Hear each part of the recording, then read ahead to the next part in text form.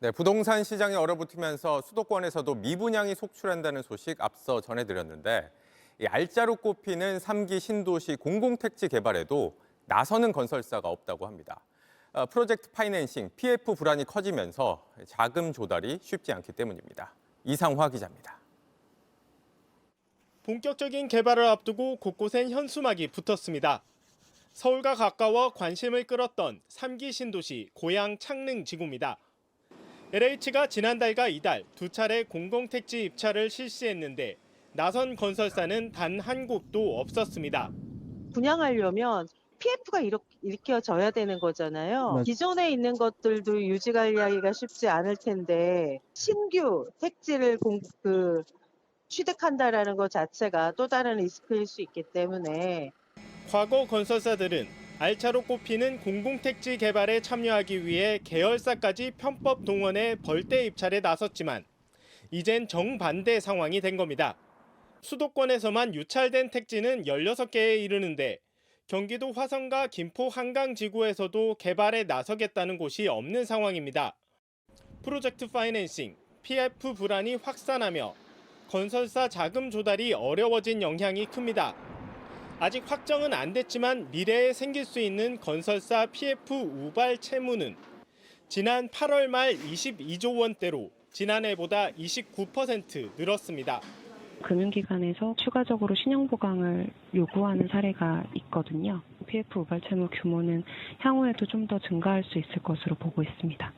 LH는 유찰된 부지에 대해 조건을 완화하겠다고 밝혔지만 건설 시장 침체가 길어질 경우 향후 입주 물량에 차질을 빚을 거란 우려가 커지고 있습니다. JTBC 이상화입니다. 보통 아파트 미분양은 지방 얘기로 생각하는 분들 많은데 수도권에서도 미분양이 속출하고 있습니다. 400가구 넘는 아파트 분양에선 딱 2가구만 계약하며 공사가 완전 중단됐고 서울 한복판 대단지 아파트도 미분양을 걱정해야 할 처지에 놓였습니다. 오원석 기자입니다. 2기 신도시를 품고 있는 경기도 양주시의 한 아파트 공사장입니다.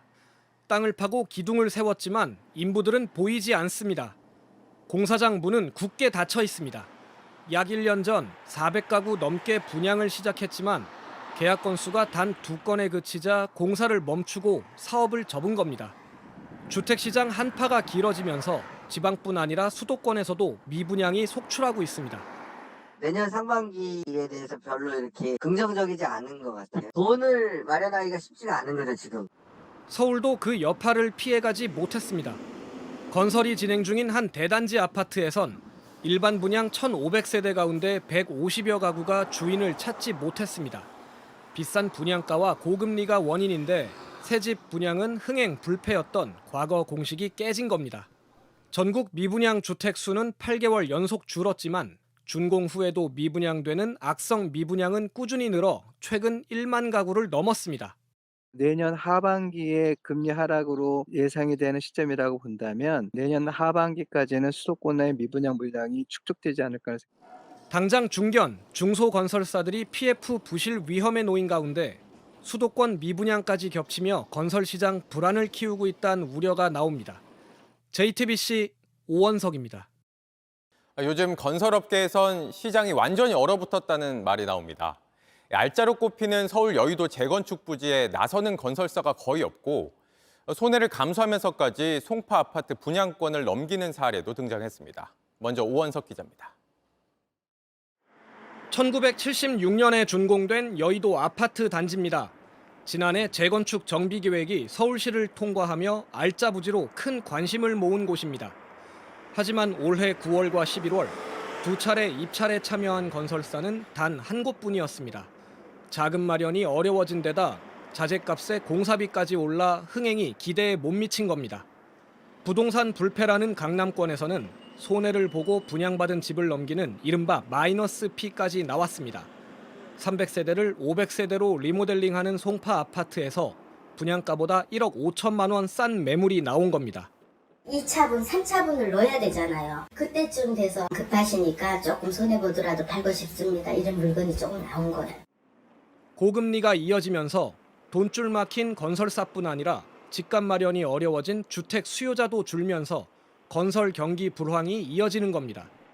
고금리 부분이 지금 상당히 좀 부담으로 작용하고 있는 그런 상황이기 때문에 내년에 호전 전환되기에는 아직 전망이 불투명하다. PF 부분은 이 잠재적인 대관으로 여전히 작용할 것이다.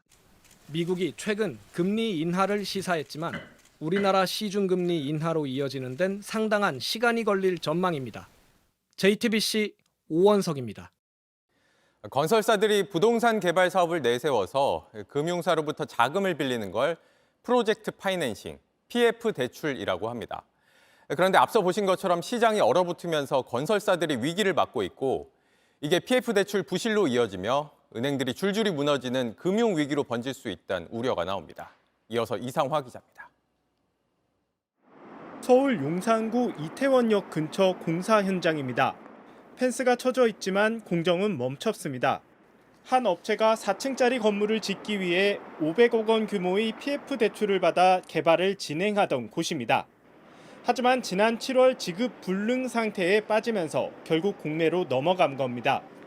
역세권의 수익성도 좋다고 판단했지만 이태원 참사에다 건설 경기 침체까지 겹치며 건설사를 정하지도 못했습니다. 이렇게 경매나 공매에 넘어간 사업장은 지난해 말 70곳에서 올해 100 가까이 급증했습니다. 그래서 지금 고금리다 보니까 대부분의 브릿지론 사업장이 차반금리가 10%가 넘어가요. 지금 분양할 수 있는 가격으로 했을 때 사업성이 안 나오는 사업장이 자꾸 나오고 있거든요. 국내 PF 대출은 고금리가 길어지면서 불어났는데 이제 134조 원에 이릅니다. 문제는 대출 갚을 능력인데 0%대에 그쳤던 금융권 PF 연체율은 2.42%까지 올랐습니다. 저축은행 PF 연체율은 5%대입니다. 사업장들이 동시다발로 부도를 내면 돈을 받지 못한 금융권 역시 도미노처럼 쓰러질 수 있습니다. 발등에 불이 떨어진 금융당국은 연착륙을 위해 부실 사업장은 억지로 살리지 않는 식으로 옥석 가리기에 나설 걸로 보입니다. JTBC 이상화입니다.